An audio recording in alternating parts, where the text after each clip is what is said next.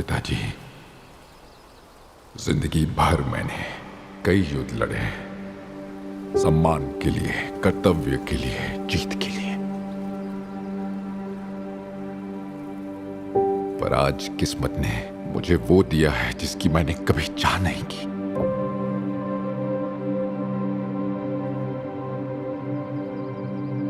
एक बेटी, तूफानों से अनछुई एक मासूम जिंदगी। मुझे सभी परम पिताओं की शक्ति दीजिए ताकि मैं एक आखिरी युद्ध लड़ सकूं, एक आखिरी दुश्मन को हरा सकूं और अपनी बेटी के पास लौट सकूं। एक योद्धा बनकर नहीं, सुकून बनकर। उसे युद्ध नहीं, शांति का एहसास दिलाने जो मेरे नसीब में नहीं था। पिताजी, मेरी पुकार सुन लीजिए।